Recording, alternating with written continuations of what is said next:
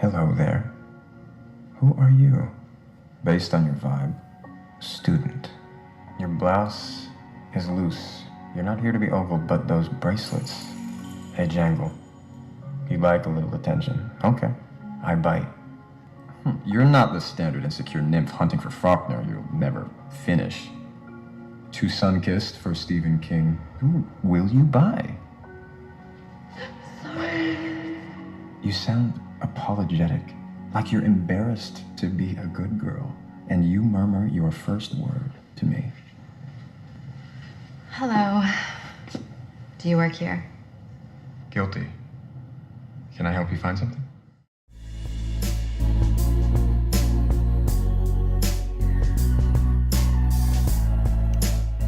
Welcome to the Binge List. I'm your host, Paul Chaplin. Today, we seek out the new hot series on Netflix, You. A Netflix series, an original Netflix series, although it actually got a start on Lifetime, and for some reason, they decided not to pick up the second season, and Netflix bought it out. So I think that's ultimately a good thing, because this show is hot right now, guys. And I sat down and had a chance to watch it over about a 2-day period. Saw every episode, which was good because it was mercifully short. It was only 10 episodes. In fact, I think they could have got away with around 8 episodes and I would have been satisfied. I think the whole premise was stretched a little bit too thin in the end. It got a little bit more implausible as it went on. So in case you don't know, the basic premise of this series is that this bookish store clerk he works at a bookstore, a bookish store clerk who looks like an underwear model for some reason.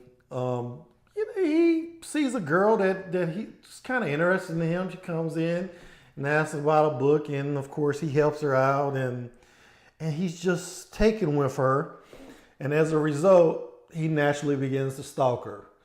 So it starts off as kind of like a rom-com, unlikely, good-looking guy working in a menial job, meeting up with a quirky, unattainable girl who you find out later is in the master's program in a local university. I forget which one. She went to Brown University for her undergraduate studies, and now she's at another college getting her MFA. But she's not really a rich girl, but she hangs around rich girls because she went to a private school, I'm led to believe. I might be wrong about that. There's a lot of details they didn't hash out about her completely. But her name is Guinevere Beck, and she pretty much everyone she's surrounded by in her life is a rich person. And that seems to work for the plot because, as I said, the main character, Joe Goldberg, played by Penn Badgley. I've never seen this guy in anything. I looked at his credits, and of course, he was in Gossip Girl, and that didn't surprise me. He was in some other things, looked like chick flicks I wouldn't watch, so it was not surprising I had never seen him in anything. But like I said, he stalks Guinevere Beck until he can pretty much gain control of her phone, which she promptly replaces, and he's able to keep tabs on her because he's logged into her phone and she doesn't remove it from iCloud. And that's a very real thing that can happen. In fact, I found that this show was really kind of a cautionary tale about what happens if you do too much social media and you leave everything open, because first of all, she pays for her book using a credit card because I think she actually wants him to know her real name. So using her name, he naturally goes to Facebook, as I'm sure many of us have done with that hot girl that we meet. First thing you do is pop her name in Facebook, and you can pretty much find everything you want to know about her. And people want to be found on social networks. And of course, her profile is open, so it doesn't take him long. He takes a picture that she's posted on Facebook. He puts it in the Google to use the geotag. He finds out where she lives. Now he's outside her doorstep. He finds out where she goes to college. He finds out all her friends. He basically finds out everything he needs to know about her within a few hours. And he's stalking her. And it wouldn't be fair to say that he's some kind of sociopath, because through the course of the series, you see him showing empathy to other people. There's a next door neighbor who has a kid who sits out on the stoop, and he's giving this kid books all the time. And the kid is outside because his mom is in a relationship with an abusive drunk. But she's in this terrible relationship. She's always screaming with this guy, and the kid is always on the stoop because he doesn't want to be around this abusive relationship. And Joe Goldberg, the main character, kind of cares for the kid, gives him advice, gives him books because the kids like to read. So right off there, I was like, either he needs this kid for some reason to help him in his stalking, or he's empathetic. And you find out it's a little bit of both, but he's empathetic enough that he puts himself in this kid's life in a very bad way, where he is actually harmed at a certain point by this abusive man in this kid's relationship with his mother. So the whole time I'm trying to figure out what pathology the character is suffering from. I don't really think he's a narcissist, because you find out that he's not on social media. He's not really a self-promoter. He loves reading books. I mean, who reads books? I can't tell you the last book I read. I mean, I can tell you the last book I read. I can't tell you the last physical book I've actually read. Because like a lot of people, I read all my books on my iPad, using the Kindle app or the iBooks app. So the fact that he actually loves books. I mean, he loves books. He has a little chamber in the bottom of the bookstore where it's actually a little glass cage, which is kind of creepy in itself. But it's a glass cage that he uses to store all these rare books. And he has them in there so he can control the humidity and the temperature and everything else, so these books are preserved.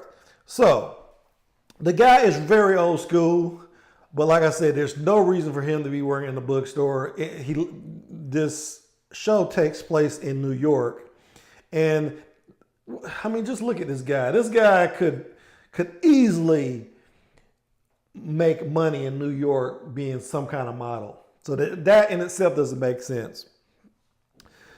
But if I had to compare this show to something, if you've ever watched Dexter, the show had a lot of similarities with Dexter, because it eventually his crimes go beyond stalking, and he's actually intruding in her life. Because as I said before, Guinevere Beck has surrounded herself with all these rich people, but it also happens to be that most of them are douchebags. So Joe wants to eliminate these toxic influences from her life. And the best way to do that, as we all know, is murder. So that happens a lot. Like I said, it's shares some similarities with Dexter, although he will tell you from the onset, because he narrates the whole show, by the way. He'll tell you from the get that that he's not really good at killing. He's not a killer by heart, which again makes me think he's not an atypical sociopath. So, what didn't I like about the show? Well, like I said, the premise gets more and more untenable as it goes along. In fact, there's a period in the halfway through the season. I think his stalking just kicks up a notch. It's so bad he's following her when she goes on vacations, and on one of those vacations she goes to the house of one of her rich friends, and he's just traipsing all over this mansion. I've really found it absurd, first of all, that this mansion didn't seem to have any kind of security measures in place, and that he's literally feet away from this girl or these girls at most of the time he's stalking. So I just found that kind of ridiculous. They make you complicit in a lot of his crimes by making the people around Guinevere Beck such douchebags. You know, some of the people in her life you actually want to see get what's coming to them, because it's just, like I said, there's one guy in her life that she sleeps with who's just this douchebag son of a hedge fund manager, and he does cocaine and he's on Adderall, he's on all these different drugs, and I don't even think it's because necessarily he needs to be on those drugs. He just likes being high, and he's used to getting everything he wants. And you find out later that he's done some pretty heinous things himself. So when something actually happens to him, you don't necessarily feel bad about it. And if you watch the show Dexter, they pretty much do the same thing, because Dexter kills other serial killers. So, like I said, you feel complicit in the crimes he commits. But for me, it begged the question is, if Guinevere Beck was such a great person that deserved to be stalked, why oh why does she have these douchebag friends? And I have to add here too, Guinevere Beck is the whitest girl in New York. And it kind of reminded me a little bit of There's Something About Mary. You remember seeing that comedy? Pretty much the same thing happened with the Cameron Diaz character of Mary. Everybody was obsessed with her, and they never really explained in the movie why everybody was obsessed with her, but it's just something you accepted because it was a comedy. In this show, they show good aspects to her personality. She's not conventional like a lot of women in a lot of ways. Just the fact that she's in a bookstore shows how different she is, because like I said, who goes to bookstores anymore? So she's a writer. And, you know, she has a personality. I wouldn't say it's an attractive personality. She has daddy issues, and she has some issues with her status as someone who has never measured up to all the rich douchebags around her. Excuse me. So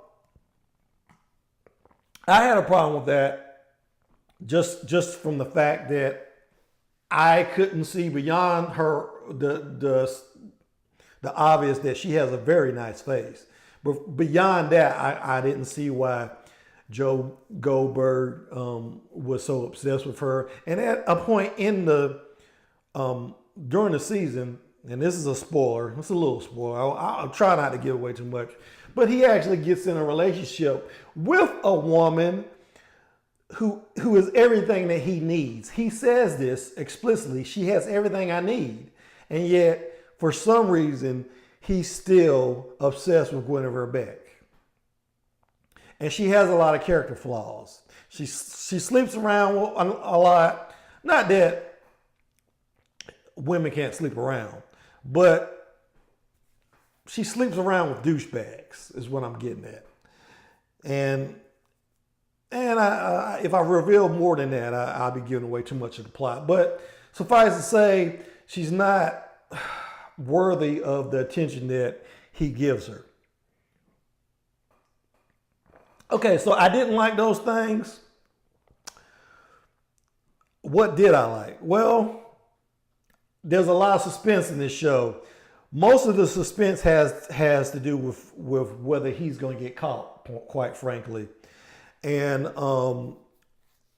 his narration is just superb. Whoever wrote it, I'm pretty sure it's based on a book, so a woman wrote it, but there's some insights into his character that are just really, really well written. The characterization is just really well. I don't know necessarily as a man if he's realistic. It's some of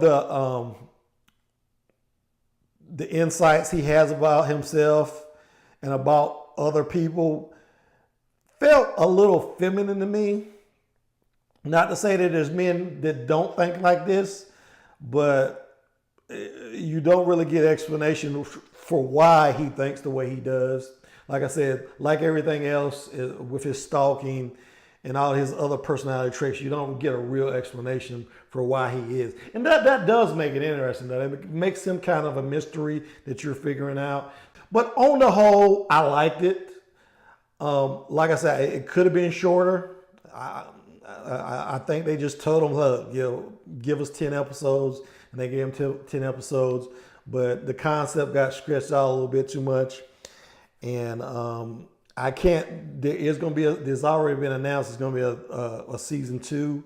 So I don't really,